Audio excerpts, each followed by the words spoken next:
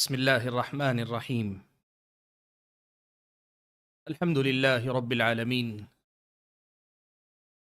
والصلاة والسلام على أشرف الأنبياء والمرسلين وعلى آله وأصحابه أجمعين ومن تبعهم بإحسان إلى يوم الدين. يا أيها الذين آمنوا اتقوا الله حق تقاته ولا تموتن إلا وأنتم مسلمون.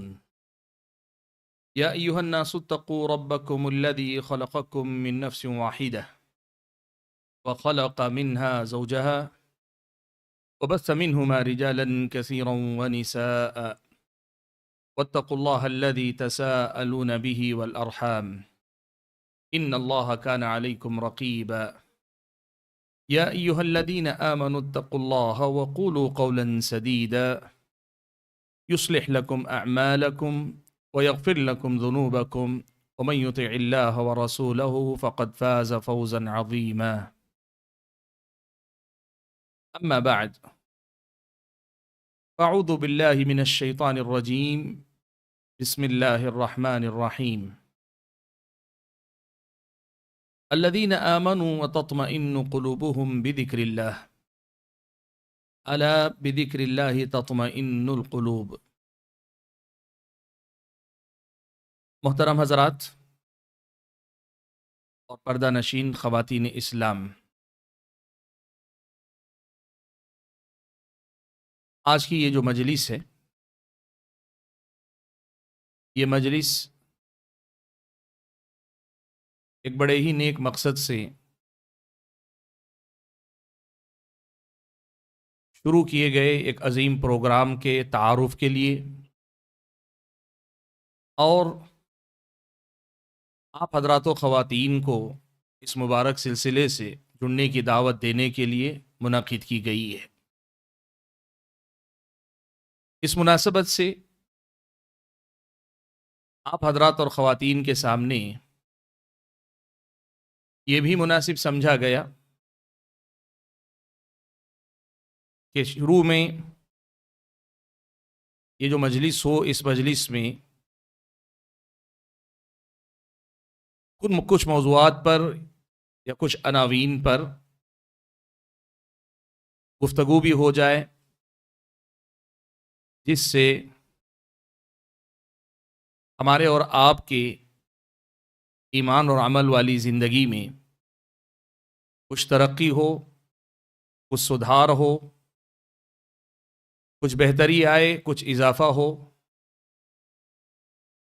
اور اسی موضوع کو یا اسی پہلو کو سامنے رکھتے ہوئے آج اس مجلس کے لیے میں نے جس عنوان کا انتخاب کیا یا جس موضوع کا انتخاب کیا،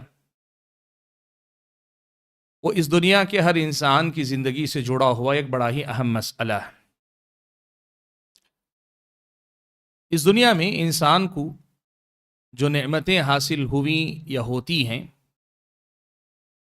ان نعمتوں میں ایک بہت بڑی نعمت اور بسا اوقات بعض لوگوں کے اعتبار سے سب سے بڑی نعمت زندگی کے اندر سکون و اطمینان ہے، سکون قلب۔ آدمی کو سکون نصیب ہو، اطمینان ہو، اس کو پریشانیوں سے چھٹکارا مل جائے، اسے دل و دماغ کی وہ بے چینی جو اسے ہمیشہ پریشان کیے رہتی ہے، اس سے آزادی مل جائے،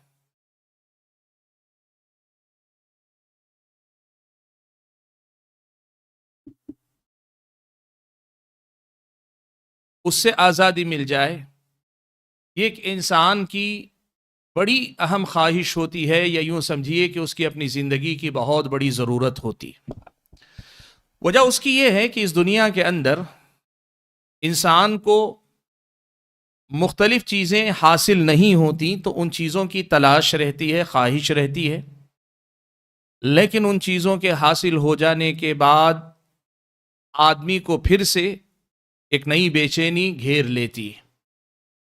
میں اس کو ذرا سا اور پھیلا کر آپ کے سامنے رکھوں تو آپ یہ بات سب سے پہلے سمجھیے کہ آدمی کو حقیقی سکون کی تلاش رہتی ہے۔ وقتی سکون آدمی مختلف چیزوں میں ڈھونڈتا ہے، تلاش کرتا ہے۔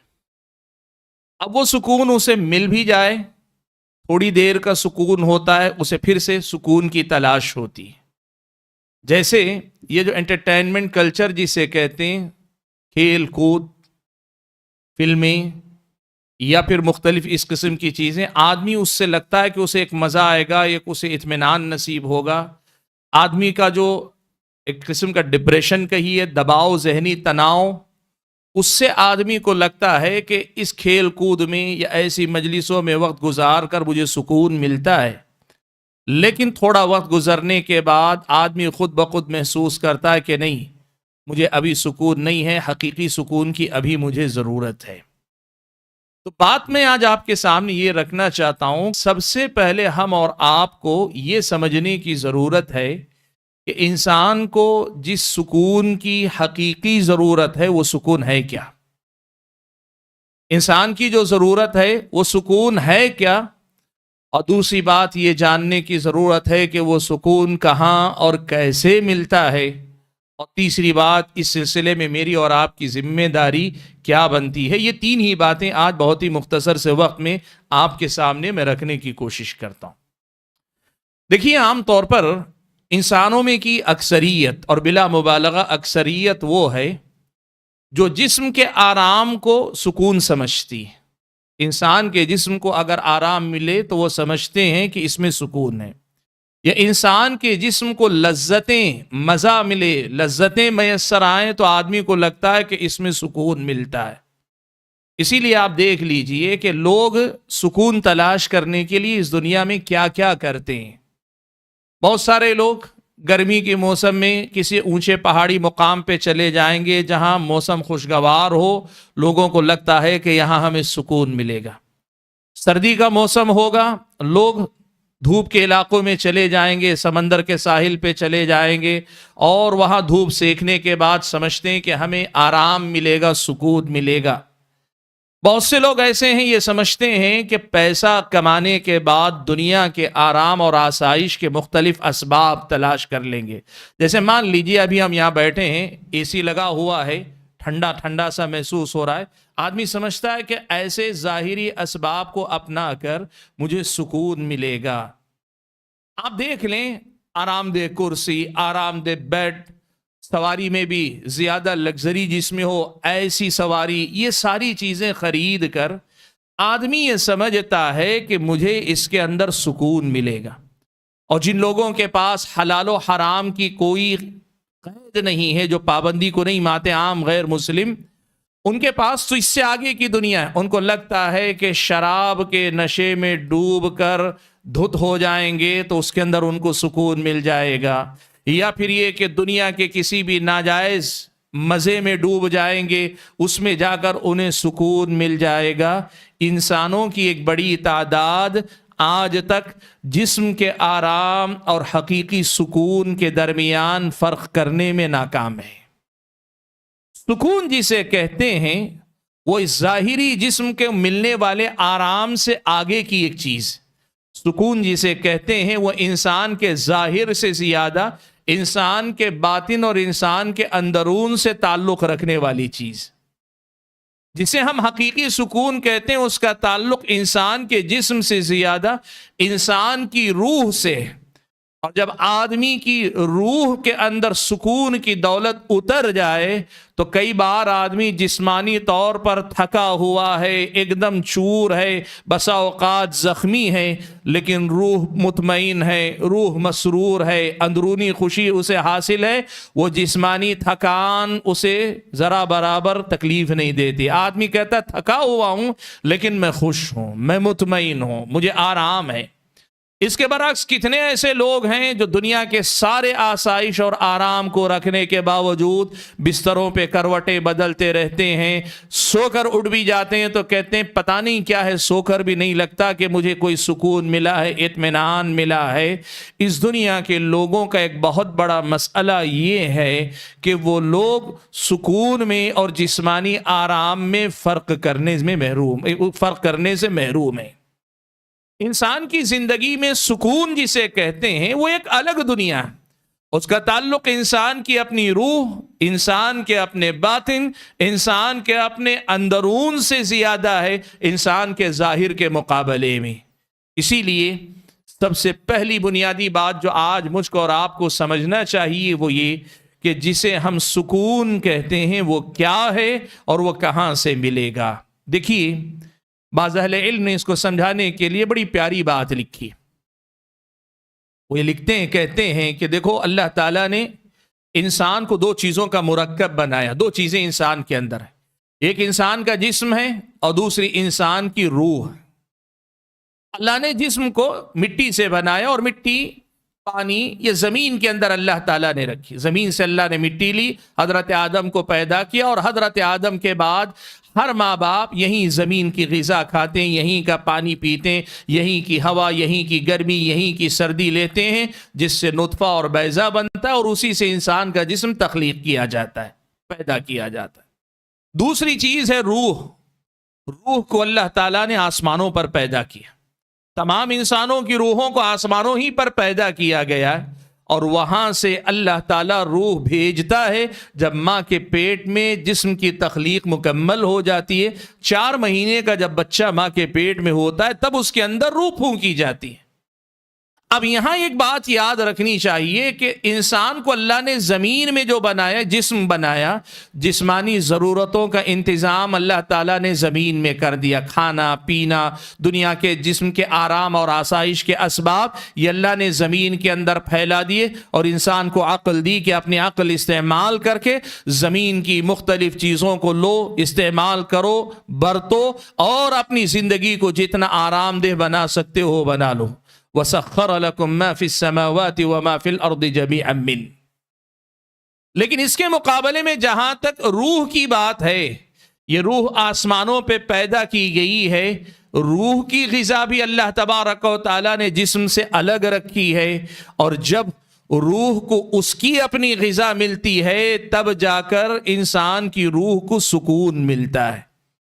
جس طرح ہمارا اور آپ کا جسم بھوک اور پیاس کو محسوس کرتا ہے، اگر واقعی معنوں میں ہمارے اندر احساس قوی ہوگا نا تو ہم روح کی بھوک کو بھی محسوس کر پائیں گے. اور روح کی اسی بھوک کا نام اصل میں بے چینی ہے، اسی بھوک کا نام اصل میں اضطراب ہے، بے قراری ہے. اور جب روح کی یہ بھوک مٹا دی جاتی ہے تب روح کو سکون ملتا ہے، اور جب روح کو سکون ملتا ہے روحانی غذا ملتی ہے، انسان کی روح کو اس کا اپنا مطلوب ملتا ہے، تب یہ روح کا سکون انسان کے جسم کے آرام سے زیادہ انسان کے جسم کو آرام دینے والا ہوتا ہے. یہ جسم اور روح اور ان دونوں کی غذاؤں کا جو فرق ہے، آج کی دنیا کی اکثریت اس کو سمجھنے سے محروم ہے. اور معاف کیجیے گا ایک بات میں کہوں، ہم میں سے بھی اکثریت الحمدللہ ہم ان خوش قسمت لوگوں میں ہیں جنہیں اللہ نے اسلام کی دولت عطا کی جو ہمیں یہ سمجھاتا ہے، لیکن حقیقت میں اس کو علی وجہ البصیرہ سمجھ کر اپنے آپ کو واقعی معنوں میں اس کو بیلنس کر کے چلنا کہ جسم کی ضرورتیں بھی پوری ہوتی رہیں، اور جواز کے درجے میں آدمی جتنی چاہے مباح درجے میں اپنے آرام، آسائش اور لذتوں کا انتظام کرے جس سے اس کے جسم کی ضرورتیں پوری ہوں، لیکن اس کے ساتھ ساتھ روح کی بھوک کو مٹانے، روح کی ضرورتوں کو پورا کرنے کے لیے اس روح کی ضرورت کو محسوس کرے اور پہچانے کہ حقیقی سکون روح کے سکون سے میسر ہوتا ہے. یہ سمجھنے والے ہمارے اپنے مسلمانوں میں بھی برائے نام لوگ رہ گئے، اور یہی وجہ ہے کہ آج دنیا میں آپ یہ جو دیکھتے ہیں نا کہ لوگ کہتے ہیں ذہنی امراض بڑھ رہے ہیں، اینزائٹی بڑھ رہی ہے، ڈپریشن بڑھ رہا ہے، فلاں بڑھ رہے ہیں، انسان کی زندگی میں نئی نئی بیماریاں. وجہ اس کی یہ ہے کہ ساری دنیا میں جسمانی آرام ہی میں سکون تلاش کرنے کی بات کی جا رہی ہے.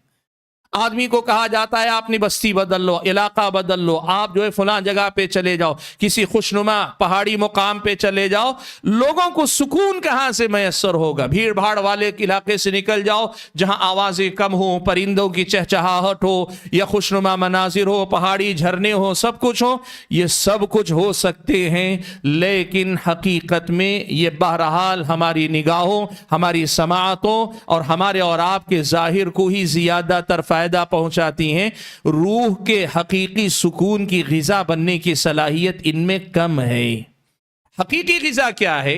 حقیقی غذا وہ قرآن میں اللہ تبارک و تعالیٰ نے بتائی ہے۔ بھائیوں، میں نے کہا پہلی بات، سکون کیا ہے؟ سکون کسے کہتے ہیں؟ یہ ہم اور آپ کو قرآن و سنت نے بتایا ہے۔ سکون یہ ہے کہ زندگی کے عیش و آرام میں تم آرام تلاش کر سکتے ہو، لیکن اس آرام کے ساتھ جب تک روح کی غذا کی تکمیل نہیں ہوگی، میری اور آپ کی روح کو یا حقیقی معنوں میں ہمیں سکون کی دولت میسر نہیں ہوگی۔ یہ قرآن و سنت میں ہم اور آپ کو بتایا گیا ہے۔ اسے ہم اور آپ کو سکون کسے کہتے ہیں، اسے پہچاننے میں بڑی مدد ملے گی۔ چلیے دوسری بات ہم اور آپ دیکھتے ہیں کہ یہ سکون ملے گا کہاں؟ یہ سکون کہاں ملے گا؟ میں نے ابھی جو گفتگو کی سکون کیا ہے اسی میں اس کا بھی جواب ہے، لیکن میں پھر بھی تھوڑا سا اس کو واضح کر لیتا ہوں۔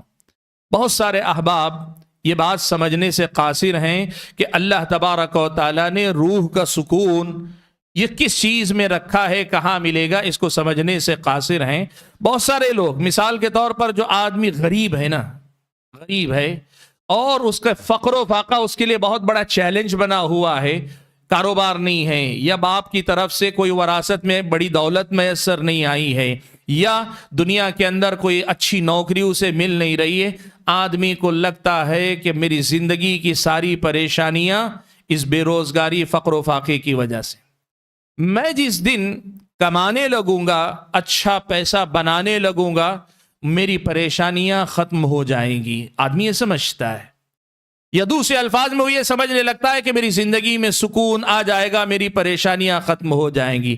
ایسے ہی دنیا کی مختلف حاجتوں اور ضرورتوں کو لے کر انسان یہ سمجھتا ہے مجھے ایک اچھا کاروبار مل جائے، مجھے ایک اچھا رہائش کے لیے مکان مل جائے، مجھے اچھی کمائی، اچھا پیسہ مل جائے، یا پھر یہ کہ بہت سارے لوگ کہتے ہیں ایک اچھی بیوی مل جائے، ایک اچھا شوہر مل جائے، ایک اولاد اللہ دے دے۔ مختلف دنیا کی چیزوں کو لوگ یہ سمجھتے ہیں کہ سکون یہاں سے ملتا ہے۔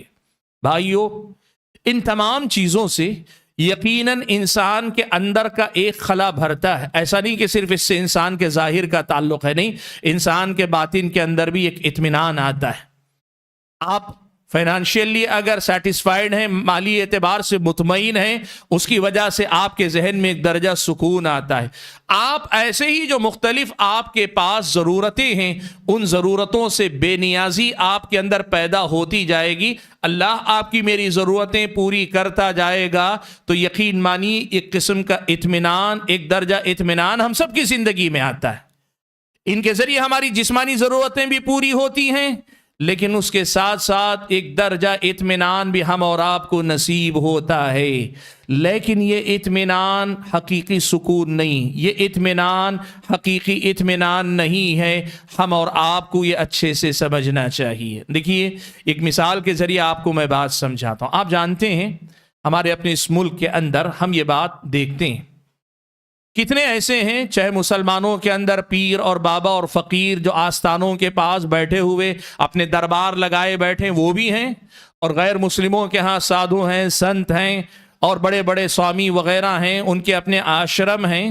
آپ دونوں جگہ پہ ایک چیز دیکھیں گے کہ مغربی دنیا کے بہت سارے لوگ، مرد اور خواتین، یورپ سے، امریکہ سے، مختلف ممالک سے، وہاں سے اپنے کاروبار چھوڑ کر، اپنے گھر بار چھوڑ کر، اپنے آرام کو چھوڑ کر، اور وہاں جو ان کو آزادیاں حاصل ہیں ہمارے اپنے ملک میں پھر بھی نسبتاً کچھ پابندیاں اخلاقی بنیادوں پہ کم سے کم ہیں، ان کے پاس اس کی بھی آزادی ہے، وہ عیش و آرام میں دنیا کی لذتوں میں ڈوبنے کے سارے اسباب وہاں رکھتے ہیں، کھلی چھوٹ ہے بہت حد تک۔ وہاں کی دنیا کا اصول یہ ہے کہ آپ اپنی ذات سے دوسرے کا نقصان نہ کریں، تو پھر آپ کو آپ کی زندگی میں سب کچھ کرنے کی ایک طرح سے آزادی رہتی ہے۔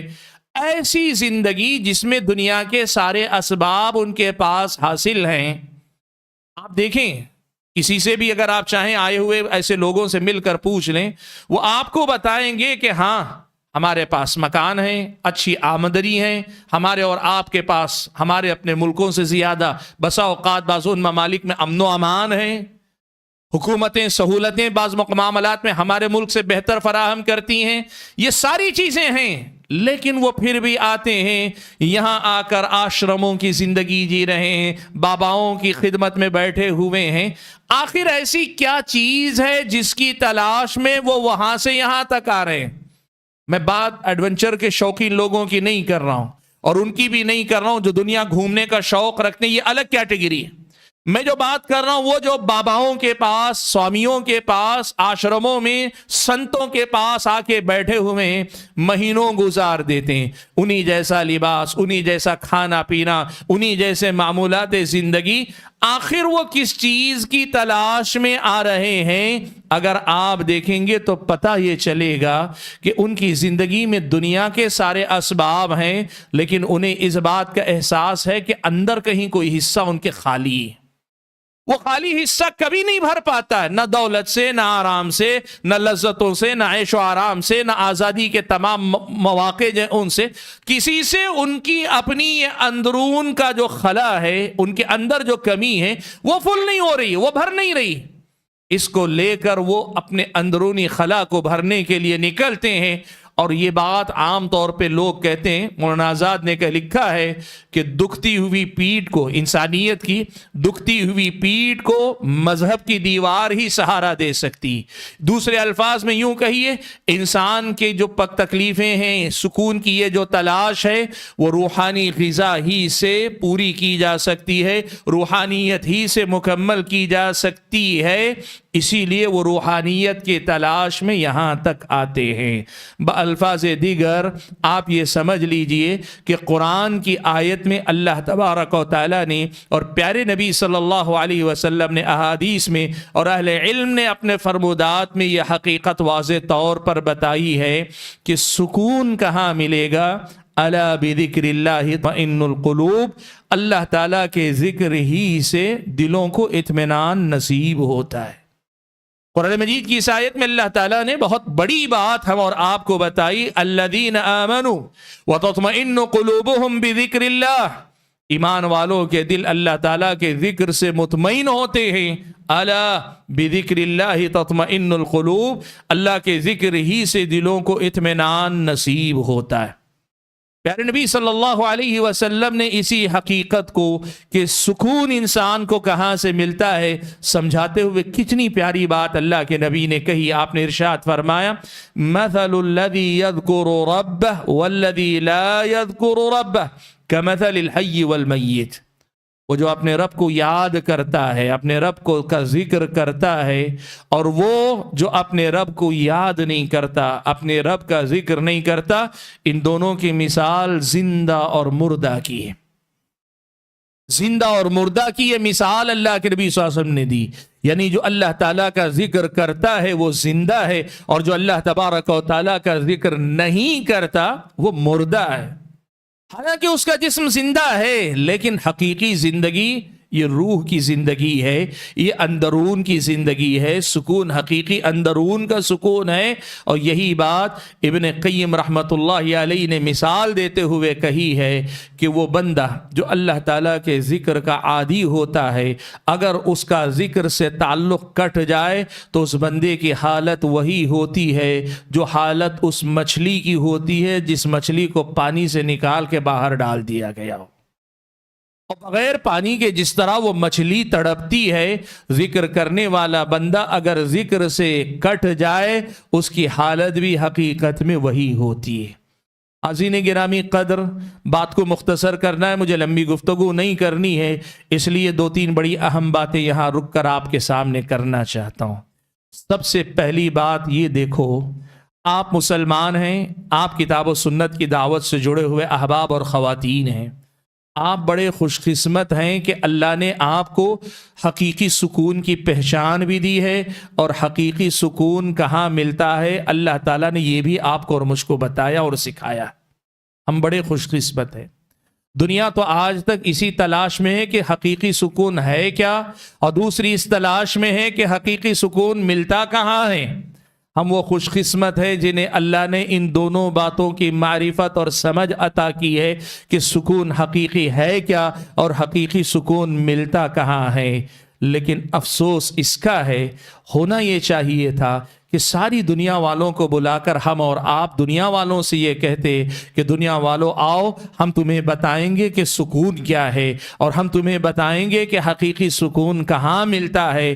مگر افسوس اس کا ہے، ہم یہ دینے کے بجائے اور دنیا والوں کے نقش قدم پر چل کر وہ جن چیزوں میں سکون تلاش کر رہے ہیں، ہم بھی وہیں سکون تلاش کرنے والے ہو گئے۔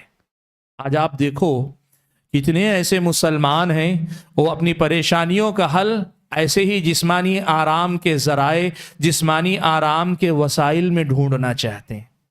یہ کتنی بڑی بدقسمتی کی بات ہے۔ وہ حیران ہے، پریشان ہے تو سمجھ میں آتا ہے، اس لیے کہ وہ جاہل ہیں، ان کے پاس علم نہیں، معلومات نہیں، اللہ کے دین کو نہیں جانتے، اللہ نے جو یہ حقیقتیں بتائیں ان سے واقف نہیں ہیں۔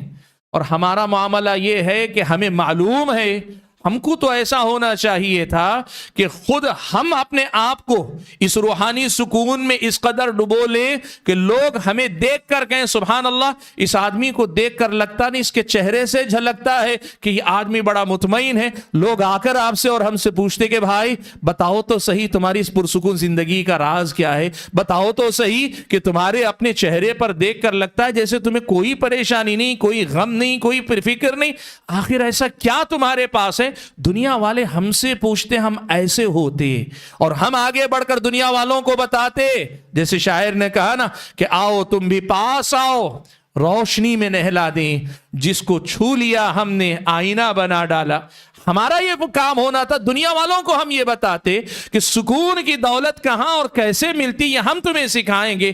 افسوس اس کا ہے کہ ہم اور آپ اس کی الٹی چال چل رہے ہیں، برعکس اس کے ہم دنیا والوں کی طرح جہاں وہ بھٹک رہے ہیں، ہم انہی کے پیچھے چل کر ہم وہی انٹرٹینمنٹ کی دنیا، وہی عیش و آرام کی دنیا، یا مباحات میں توسع کی وہ دنیا جہاں سکون نہیں، وہاں سکون تلاش کرنے جا رہے ہیں۔ اور حقیقی سکون جہاں اللہ نے رکھا ہے اس میں خود کوتاہی کرنے، دنیا والوں کو بھی یہ پیغام دینے میں کمزور واقع ہو رہے۔ حاضرین گرامی قدر، یہ جو صورتحال ہے مجھ کو اور آپ کو ایک بہت بڑا سبق یاد دلاتی ہے۔ وہ کیا ہے؟ ہم جس قدر اللہ تعالیٰ کے دین سے جڑیں گے، کتاب اللہ اور سنت رسول اللہ سے جڑیں گے، اللہ تبارک و تعالیٰ کے دین کی تعلیمات سے جڑیں گے، زندگی کی ہر حقیقت کو جس قدر نگاہ بصیرت سے قریب سے ہم اور آپ دیکھ پائیں گے، دنیا والے کوئی اور نہیں دیکھ پائیں گے۔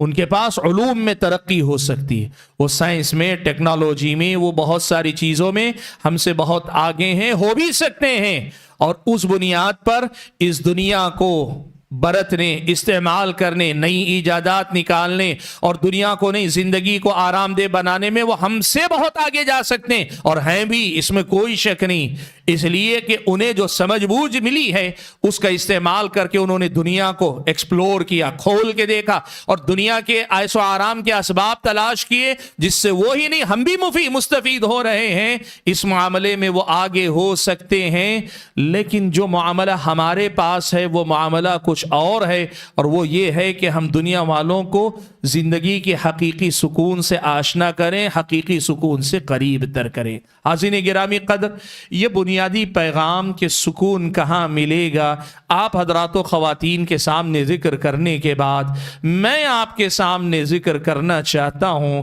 کہ دیکھیے اللہ تبارک و تعالیٰ کے ذکر میں سکون کہاں اور کیسے ملتا ہے، اس کا ہمیں کچھ چیزوں میں تجربہ کرنا پڑے گا۔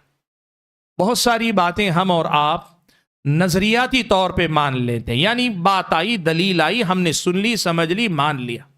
لیکن ایک چیز ہے کہ ایک بات کو علم سے آگے عمل تک لانا، ایک چیز کو اپنی معلومات سے آگے لے جا کر اپنے تجربے میں لانا، ایک چیز کو اپنی زندگی میں صرف ایک خیال کے طور پر ماننے سے زیادہ زندگی کی ایک سچائی کے طور پہ برتنا اور استعمال کرنا، یہ تجربہ جب ہم کریں گے تبھی ہمیں پتہ چلے گا کہ یہ روحانیت کیا ہے، یہ سکون کیا ہے، یہ دل کا اطمینان کیا ہے، اور کیسے یہ ہماری اور آپ کی ساری پریشانیوں کا چھٹکارا بن سکتی ہے۔ میں ابھی آپ کے سامنے صرف نماز کے حوالے سے کچھ باتیں رکھتا ہوں۔ دیکھیے قرآن میں اللہ تعالیٰ نے ایک بات جہاں یہ بتائی، الا بذکر اللہ تطمئن القلوب، کہ اللہ تعالیٰ کے ذکر ہی سے دلوں کو اطمینان نصیب ہوتا ہے، وہیں اللہ تبارک و تعالیٰ نے یہ بھی بتایا کہ نماز اللہ تعالیٰ کے ذکر کرنے کا ایک بہترین طریقہ، وَأَقِمِ الصَّلَاةَ لِذِكْرِي، آپ نماز قائم کیجئے میرے ذکر کے لیے، میری یاد کے لیے۔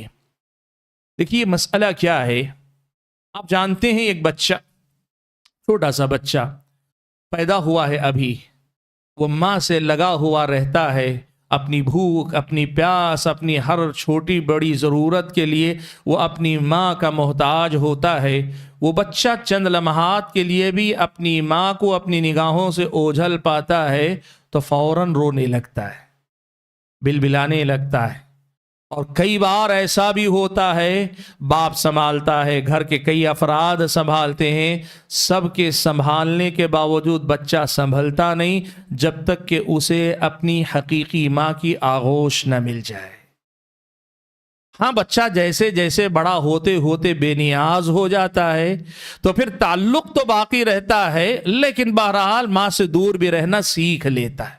لیکن جب تک ضرورتیں بچے کی ماں سے جڑی ہوئی ہیں، ماں سے چند لمحات کی بھی دوری ایک بچہ برداشت نہیں کر سکتا۔ یہ ہماری اور آپ کی نگاہوں کا مشاہدہ ہے۔ بھائیوں، ہم اگر اسی مثال کو سامنے رکھ کر اگر سمجھنا چاہیں، ہماری زندگی میں ہمارے رب سے جو رشتہ اور تعلق ہے، اس شیر خوار بچے دودھ پیتے بچے کا اپنی ماں سے جو رشتہ ہے، اس سے کہیں زیادہ اہم رشتہ ہے میرا اور آپ کا ہمارے رب سے، معبود حقیقی سے۔ جس طرح وہ بچہ اپنی ہر ضرورت میں اپنی ماں کا محتاج ہے، ہم اور آپ اپنی زندگی کے ایک ایک سانس میں رب ذوالجلال کے محتاج ہیں۔ وہ بچہ ذرا سا بڑا ہونے کے بعد اپنے مسائل میں خود کفیل ہو جاتا ہے، ماں سے کسی حد تک بے نیاز بھی ہو جاتا ہے، لیکن اللہ سے ہماری اور آپ کی ایک پل کے لیے بھی بے نیازی نہیں ہوتی۔ زندگی میں ہم چاہے جتنے قابل ہو جائیں، ہماری مہارتیں، ہماری صلاحیتیں چاہے جتنی نکھر جائیں، اللہ تبارک و تعالیٰ سے ہم اور آپ بے نیاز نہیں ہو سکتے۔ اسی لیے آپ یقین کیجئے، ایک ماں سے اگر بچے کو دور کر دیا جائے تو جتنا بڑا ظلم ہے، اس سے بڑا ظلم یہ ہے کہ ہم اور آپ رب ذوالجلال سے اپنے نفس کو دور کر لے جائیں۔ ہم اپنے آپ کو اللہ تعالیٰ سے دور کر لے جائیں گے، یہ اس سے کہیں بڑا ظلم ہے جتنا ظلم کسی چھوٹے بچے کو اس کی ماں سے دور کر کے کیا جا سکتا ہے۔ اسی لیے جب قرآن میں یہ کہا گیا وَأَقِمِ الصَّلَاةَ لِذِكْرِي، تو آپ اس حقیقت کو سب سے پہلے سمجھ لیجئے کہ یہ نماز اصل میں بندے کا اللہ تعالیٰ سے ایسا رشتہ مضبوط کرتی ہے کہ اس کا کوئی آلٹرنیٹ نہیں، اس کا کوئی بدیل نہیں، اس کے بدلے میں کوئی اور ذریعہ نہیں جو ذریعہ مجھ کو اور آپ کو اللہ تعالیٰ سے ویسے جوڑ دے۔ آپ دیکھیں پیارے نبی صلی اللہ علیہ وسلم نے اس نماز کے بارے میں بہت ساری حقیقتیں اللہ کے نبی نے بتائیں، انہی میں سے ایک حقیقت یہ بھی اللہ کے نبی صلی اللہ علیہ وسلم نے بتائی کہ اس نماز میں بندے کی راحت ہے، بندے کا سکون ہے، بندے کا اطمینان ہے۔ اللہ کے نبی صلی اللہ علیہ وسلم کا معاملہ آپ نے سنا، پیارے نبی صلی اللہ علیہ وسلم کے بارے میں صحابہ نے یہ بات نقل کی ہے کہ اذا حزبہ امر صلی، اللہ کے نبی کا یہ مسئلہ تھا، جب کبھی کوئی بھی پریشانی آتی اللہ کے نبی فوراً نماز کے لیے کھڑے ہو جاتے۔ اب سوال کیجئے کہ نماز سے اللہ کے نبی صلی اللہ علیہ وسلم کیا چاہتے ہیں؟ یقیناً مدد چاہتے ہیں، اللہ تعالیٰ کی مدد چاہتی ہے، یہ تو سمجھ میں آتا ہے، لیکن یہ مسئلہ صرف مدد کا نہیں ہے۔ کسی بھی پریشانی، کسی بھی ہم و غم، کسی بھی تکلیف یا کسی بھی بے اطمینانی کا علاج اللہ تعالیٰ نے نماز کے اندر رکھا ہے، اور نماز میں بندہ جب اللہ سے جڑ جاتا ہے تو پھر سارے ہم و غم کو بھول جاتا ہے۔ نماز میں جب اللہ تعالیٰ سے اس کا تعلق مضبوط ہو جاتا ہے، اس کی ساری فکریں ختم ہو جاتی ہیں، وہ ایک دم مطمئن بندہ ہو جاتا ہے۔ پیارے نبی صلی اللہ علیہ وسلم سے سنن کی یہ روایت ہے، اللہ کے نبی صلی اللہ علیہ وسلم حضرت بلال سے کہتے تھے، اقم الصلاۃ ارحنا بها یا بلال، اے بلال نماز کے لیے اذان دو یا اقامت کہو اور اس کے ذریعے مجھے راحت پہنچاؤ۔ نماز میں راحت ہے، نماز میں سکون ہے، نماز میں اطمینان ہے، اس لیے کہ یہ نماز ہم اور آپ کو اللہ تعالیٰ سے جوڑے رکھتی ہے۔ میں ایک سوال آپ سے کروں، ہم سب الحمدللہ نماز پڑھتے ہیں، الحمدللہ سب انشاءاللہ نمازی ہیں، سب نماز پڑھنے والے ہیں، لیکن ایک بڑا اہم سوال ہمیں اپنے آپ سے کرنا چاہیے کہ کیا ہم نماز پڑھتے ہیں تو نماز کے بعد ہمیں واقعی معنوں میں ایسے سکون کا تجربہ ہوتا ہے؟ واقعی ہم اور آپ نماز کے بعد وہ اطمینان محسوس کرتے ہیں؟ کبھی محسوس ہوتا ہے کہ ایک اندر ٹھنڈک سی اتر رہی ہے، کبھی محسوس کرتے ہیں کہ واقعی معنوں میں کچھ خلا تھا جو اندر سے بھر گیا ہے۔ جیسے آدمی بھوکا ہو، کھانے پینے کے بعد آسودہ ہو کے باہر نکلتا ہے تو آدمی پیٹ پہ ہاتھ پھیر کر کہتا ہے الحمدللہ اطمینان ہو گیا۔ تو کبھی کیا ایسا بھی ہم محسوس کرتے ہیں نماز سے فارغ ہو کر کہ الحمدللہ دل کے اندر کوئی خلا تھا، بے چینی تھی، کمی تھی، اللہ نے اسے پوری کر دی، ایک اطمینان ہوا؟ کیا ہم اور آپ اس کو محسوس کر پاتے ہیں؟ بھائیو سچائی یہ ہے کہ ہم میں کی ایک بڑی تعداد اس حقیقی نماز سے محروم ہے جس میں ظاہر کو سنوارنے کے ساتھ اس کے باطن کو بھی سنوارا جائے، اور وہ نماز جو نماز میرے اور آپ کے دل کا سکون بن جائے، ایسی نماز سے ہم میں کی ایک بڑی تعداد محروم ہے۔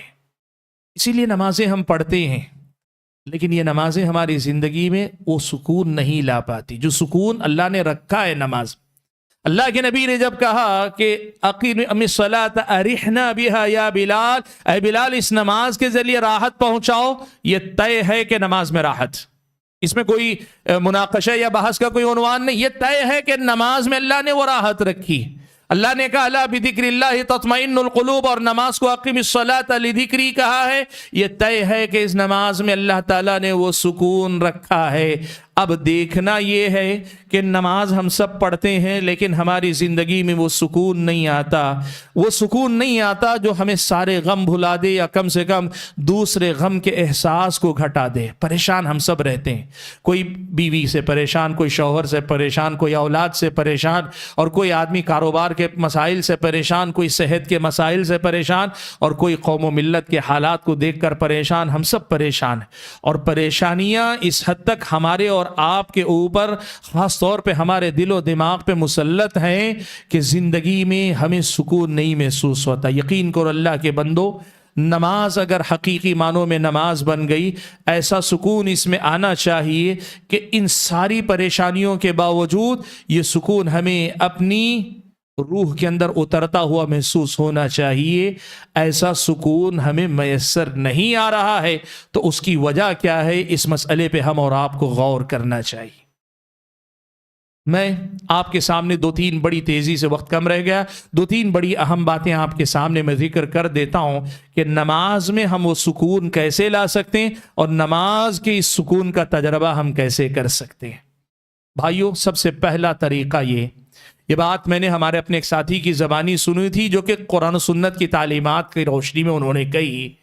سب سے بڑی بات انہوں نے ایک جملہ کہا کہ جس آدمی کو نماز پڑھ کے سکون نہیں ملتا، اس آدمی کو چاہیے کہ نماز ذرا سکون سے پڑھے۔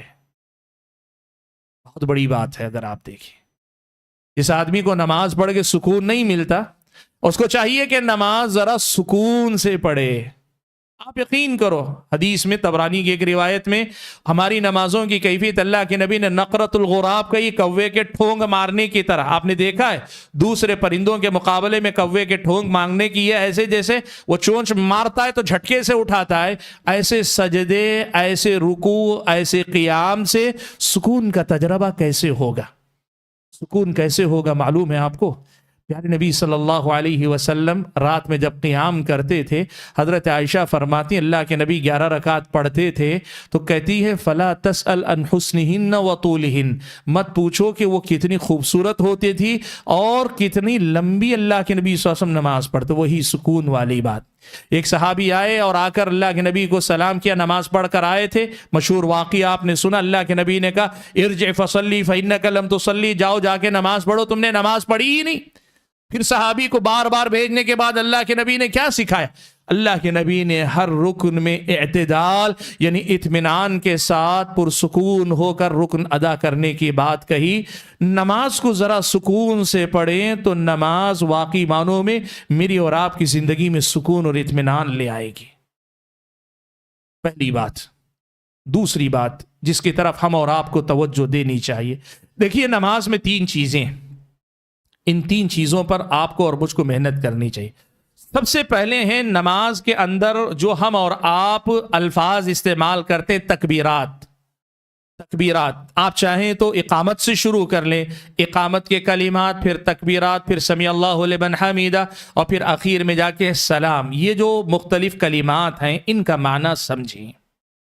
دوسرے نمبر پر نمازوں کی جتنی دعائیں ہیں، چاہے وہ ابتدا میں ثنا جو ہم پڑھتے ہیں، ابتدا میں جو ہم دعا استفتاح پڑھتے ہیں جسے اس عرف میں ثنا کہا جاتا ہے، دعا استفتاح سے لے کے رکوع کی دعائیں، سجدے کی دعائیں، تشہد کی دعائیں، قاعدے میں پڑھی جانے والی دعائیں، ان دعاؤں کے معانی اور مطالب سمجھ لیں آپ۔ اور تیسری چیز ہے نماز میں سورہ فاتحہ اور اس کے ساتھ کچھ منتخب صورتیں جو عام طور پہ لوگ ریپیٹڈ پڑھتے ہیں اپنی زندگی کے اندر۔ قرآن کے حافظ ہیں تو الحمدللہ، لیکن عام طور پہ 20-25 صورتیں ہیں، چھوٹی صورتیں جو لوگ عام طور پہ پڑھتے ہیں، فوراً تو نہیں ہوگا لیکن رفتہ رفتہ آپ ان کے معنی پڑھ لے سکتے ہیں۔ یہ 3 چیزیں اگر ہم اور آپ ان کے معانی اور مطالب کو سمجھ لیں گے اور اس کو سمجھ کر نماز پڑھتے ہوئے جب ہم کھڑے ہو کر کہیں اللہ اکبر، تو یہ صرف زبان سے ادا نہ ہو، ہمارے اندر سے یہ آواز واقعی نکلے کہ اللہ کے سامنے کھڑے ہو کر میں اعتراف کر رہا ہوں اللہ تو سب سے بڑا ہے۔ یقین مانیے آدمی وہاں پہ پگھل جائے گا، خود اپنے نفس کو بھول جائے گا، غرور مٹ جائے گا، تکبر مٹ جائے گا، کسی بھی چیز کا فخر ہے، کوئی بھی چیز میرے اور آپ کے دماغ پہ سوار ہے جو پاگل بنائے ہوئے ہم اور آپ کو، ساری چیزیں ختم ہو جائیں گی۔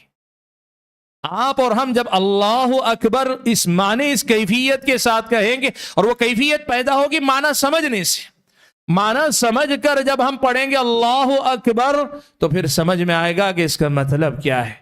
سجدے میں جا کر ہم کہیں گے سبحان ربی الاعلی، پاک ہے میرا رب جو بلند ہے، تو بندے کو جو ہے واقعی معنوں میں احساس ہوگا کہ وہ پاک ہے، گندگی تو میرے اندر ہے، گنہگار تو میں ہوں، کمی تو میرے اندر ہے، عیب تو میرے اندر ہے، نقص تو میرے اندر ہے۔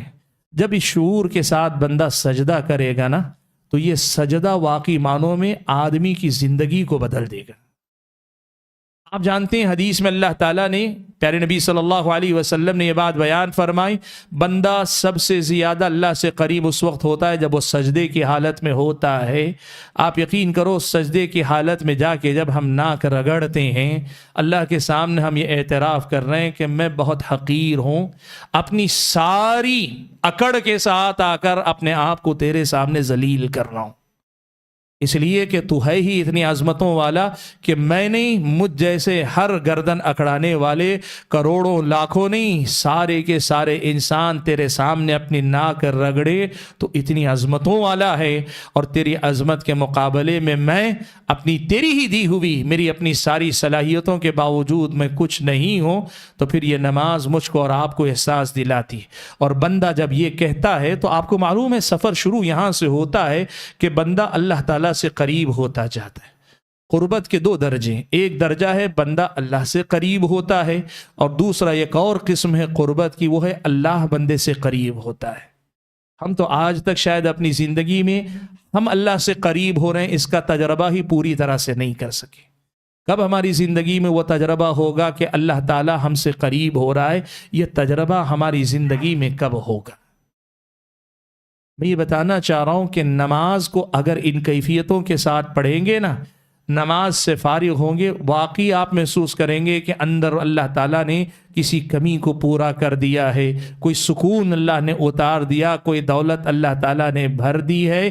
یہ میری اور آپ کی زندگی میں ہم اور آپ تجربہ کریں گے۔ حاضرین گرامی، باتیں کہنے کی اور بھی بہت ساری تھیں، لیکن جو بات میں آپ کے سامنے کہنا چاہ رہا ہوں وہ یہ کہ ایک ایک رکن، ایک ایک عبادت، ایک ایک معاملہ عبادتوں کا مجھ کو اور آپ کو اللہ تعالیٰ سے قریب کرتا ہے، سکون کی یہ دولت مجھ کو اور آپ کو عطا کرتا ہے۔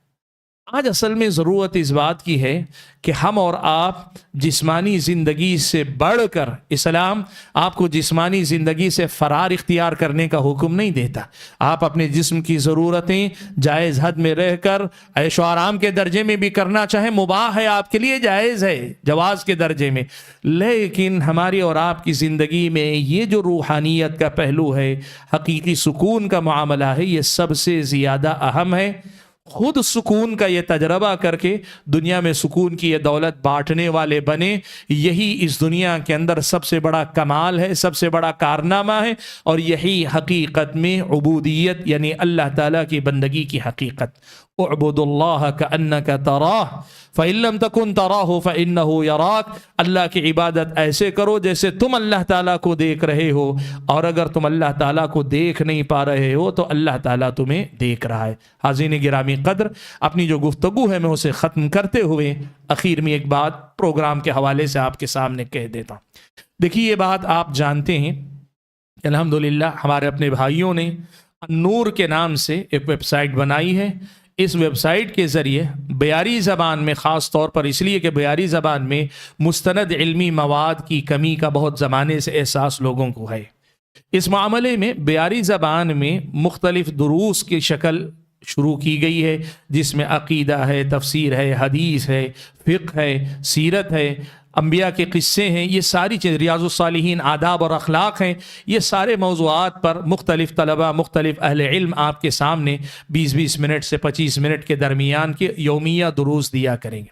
میں خصوصی طور پر ماؤں اور بہنوں سے گزارش کرتا ہوں کہ آپ گھروں میں رہنے والی، آپ کے پاس چلتے پھرتے بھی بہت سارا وقت ہوتا ہے۔